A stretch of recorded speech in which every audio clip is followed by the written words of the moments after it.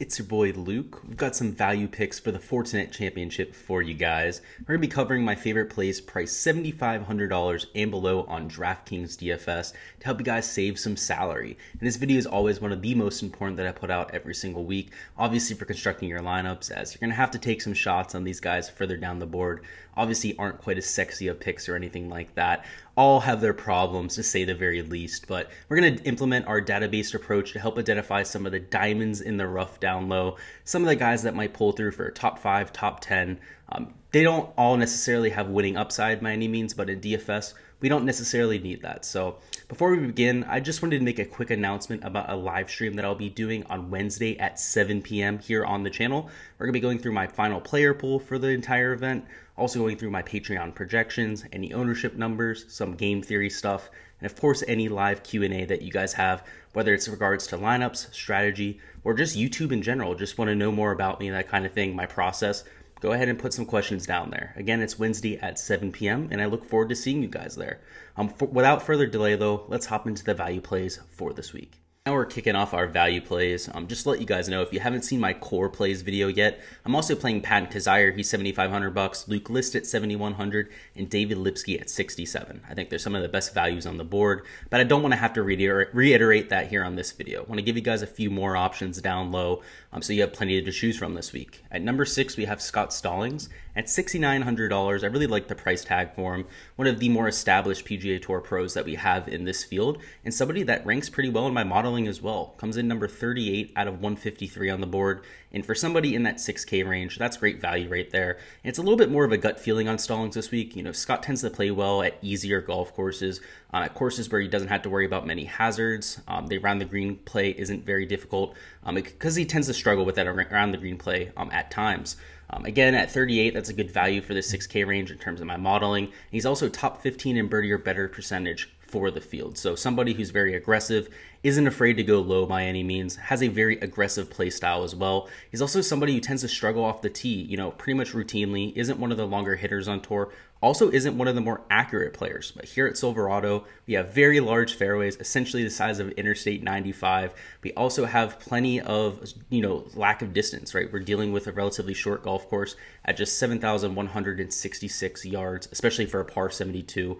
But the icing on the cake here for Stallings is that he's a great fit on the POA Anua surface. So if we take a look at his putting stats, he gains over a stroke putting per round on POA, is a negative putter in all the other categories. So while there is a bent POA hybrid surface this weekend, it isn't necessarily a pure POA surface. It is a dominant POA surface, and while he's been great on that surface, I expect that to continue. Somebody who's almost a full stroke better on this surface, you know, hasn't been a great putter of late, is relatively good with his irons, and again, the off the tee play isn't going to hurt him here at Silverado.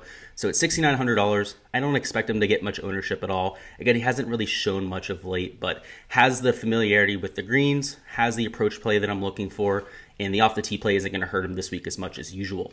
At number 5, we have Ryan Moore. He is $7,500, so up at the tippy top of the range we're using for these value plays here, but he models absolutely fantastic. He comes in as my model's number 19 ranked play in terms of course fit, also in terms of a recent form fit, so his finishes over the last month or so. He comes in as the number 20 ranked player in the field, which is very impressive for Ryan Moore. It's very sneaky. I don't think anyone's considering him as one of the best players in the world, but we've seen that of late. You know, he's not known for his driving distance. He still finds himself gaining across all 4 major statistical categories, though. And for him to be gaining off the tee, that's impressive for Ryan Moore. You know, we haven't seen that for quite some time. Obviously, it's dealt with some injuries. It's getting a little bit older as well. So it tends to do it with a little bit more precision at this point of his career. But his worst stat category right now is his putting, which we aren't really used to seeing from Ryan Moore. Typically a decent putter at the very least. But he excels on the bent POA surface, more so than pretty much anyone in the field. He gains an additional 0.21 shots gained per round on that surface when you compare him to his baseline putting stats. So if you can garner some momentum with the flat stick, again, the course sets up very well for him. Just like Scott Stallings there, isn't the best off the tee player, but at a course like this is definitely going to have that de-emphasized. At number 4, we have Nick Hardy. So one of the Korn Ferry Tour guys I'm going to this week. He's only $6,200, which is absolutely ridiculous. We're going to see this guy priced in the mid 7K range, even 8K range by the end of the year. And he comes in as my model's number 9 ranked play, even his first ever PGA Tour start. So he stands out as one of the Korn Ferry Tour promotions that I'm targeting. He's not only extremely impressive in the few rounds of data that we have for him, he also comes in with the best price of pretty much any of these Korn Ferry Tour guys. There's a lot of other ones I like, but none of them are priced this low. Some of the other names that I will be playing, I didn't include them in this video just because they're not quite as good values. Again, you're paying a little bit more for them. They still have all the unknowns that Nick Hardy brings, but those are Cameron Young, Dawie Van Verdalt, Curtis Thompson, Kurt Kitayama, Austin Smotherman, Davis Riley, and Brandon Wu. All 6 of those guys right there, I expect to start off on the PGA Tour relatively well. We're Korn Ferry Tour standouts for not just 1 year, but 2 years over there. Really made their name. Really the cream of the crop rose over there over 2 years. So like all of those guys there. In terms of Nick Hardy, though, the stats that we have on hand, there's only 20 rounds total in my database, but he gains significantly everywhere except with the driver. So that's what we're looking for. It's great with his approach play. It's very solid around the green, and it's just over the positive line for putting. So like to see all that. Is a good course fit from the few rounds that we've seen. Also, again, if you take a look at his driving numbers, a lot of it's due to accuracy. He's somebody who still averages well over 300 yards per drive. So at a golf course like Silverado, where there's not many hazards off the tee, we're also dealing with a course with massive fairways. I think he's going to be able to play extremely well. So a winning score is expected to crack 20 under par. These Korn Ferry Tour guys are even more attractive as they're playing golf courses like that week after week. Typically not prestigious golf courses, courses that are a little bit softer, more like local country clubs, that kind of thing, rather than, national brands. So as a result, they're used to these birdie fests. They're used to having to go out and make 6-7 birdies per round just to keep up. And I like them in this kind of format. Hey guys, just wanted to let you know about my Patreon page in case you haven't heard about it already. On there, you guys can get projections for every player in this week's field and for all the events coming up for the PGA Tour season. Again, the season just started, so there's no better time to get in there. It's just $1, and again, you get projections for every player in the field. On top of their fantasy point projection, you also get access to my ownership numbers. You get access to some of my game theory notes. You get access to a Discord where you can ask me any questions at any point. We can talk strategy. You get access to the whole GS League community as well. A lot of bright minds in there. And overall, we're adding tools in week and week out. Just this week, we added in my course fit tool. It's a way to visualize how a golf course is going to play rather than looking at just raw numbers, correlation data. I put it more into a visualization where you can actually see with your own eyes exactly what stats are popping. I also have a golfer profile tool coming out where I'm profiling all the golfers on tour. And the goal is to be able to use those tools in tandem, be able to take the course profile tool, take a look at a golfer profile, kind of see how they overlap and which ones are going to help them the most that week, that sort of thing. So if you're more of a visual learner, rather than taking a look at just hard numbers, I know it's hard for some people, especially that aren't mathematically oriented, to do so. For me, it makes it easier when you have a visual, even though I am really good at math, even though I am a numbers guy. So I'm sure it'll help a lot of people out there that aren't in that field. So make sure to join. The link is going to be in the description. Again, it's just $1, so you get access to all my projections, and it's one of the best values, if not the best value in the entire industry. So make sure to check that out, and we'll hop back into the picks now. Now back into the value plays. At number 3, we have the Vape God, Kiradech Aphinbarnrat at $7,300. He's not a great model rank in terms of the course fit.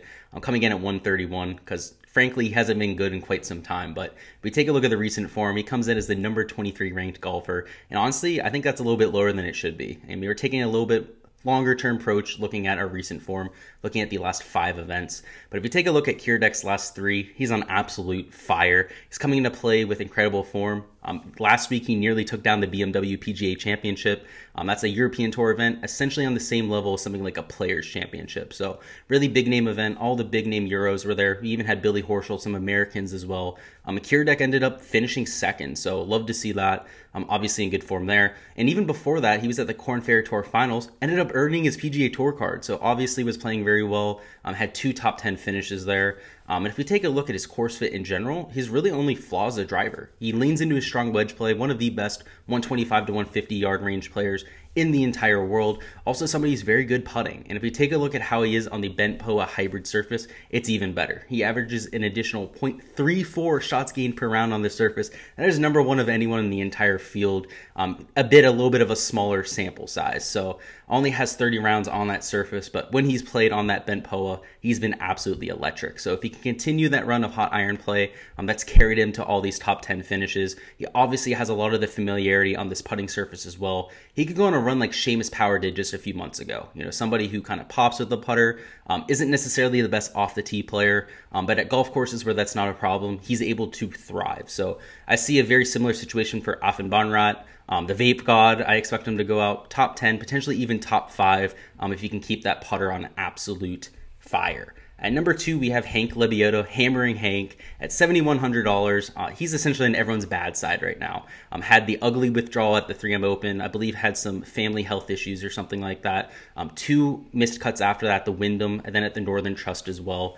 So not a lot of people are going to go to him this week. We get a really good price tag on him at $7,100. And if you take a long-term look at how Lebioda fits this golf course, he's a top 50 stat fit. He's at number 49 for this field, which at the $7,100 mark is a little bit better than average. But what really stands out about Lebioda is the recent form. Despite those 3 horrible performances, he still ranks number 4 in the field in recent form rank. That's how good he was before that stretch of bad golf. And if we take a look at some of his advanced metrics, Bent POA Hybrid is by far his best putting surface. He averages an extra 0.18 shots gained per round on that surface, and he's already a good putter to begin with. So somebody who's already going to be a top 10 putter in the field is going to be even sharper on a surface he loves. And coming in off the withdrawal, 30% of the field was killed by that, by the way. And he was in the top 10 at that point, was absolutely killing it. So for him to withdraw, it really stung a lot more than most are used to. I don't think people are going to go back to him.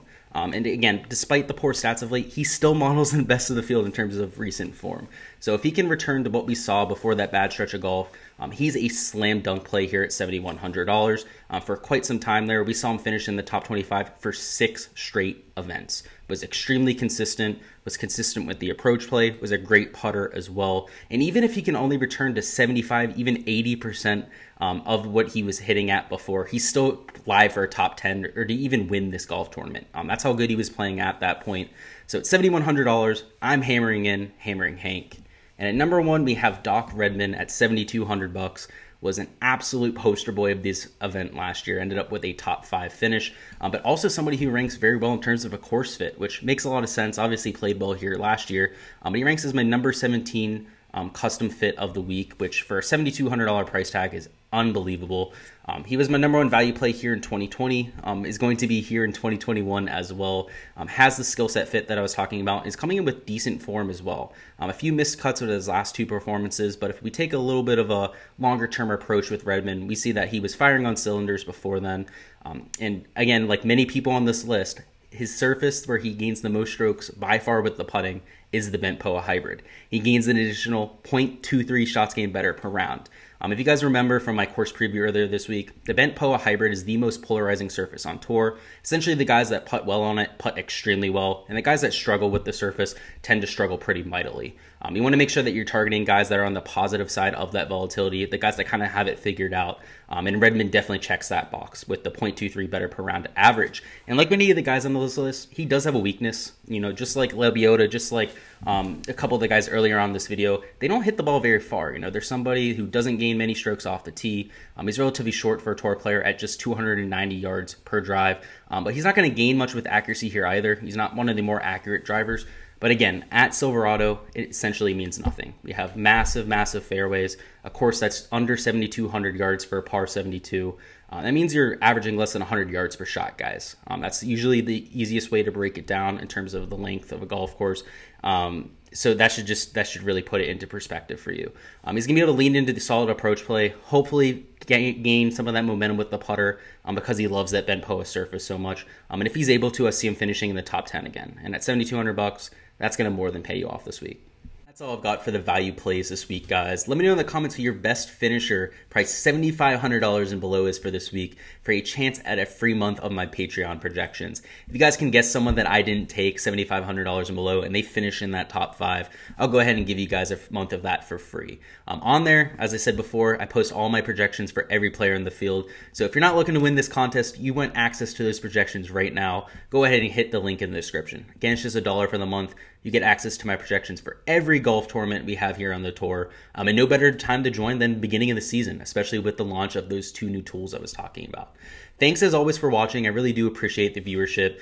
Make sure to like and subscribe if you guys haven't already. Again, it really helps me out with growing the channel, and I appreciate you guys watching. I'll see you guys this afternoon. We're going to have my top 3 fades and sleeper picks coming out for the Fortinet Championship, and make sure to stop by on Wednesday afternoon at 7 p.m. for the live stream. Good luck, and I'll see you guys then.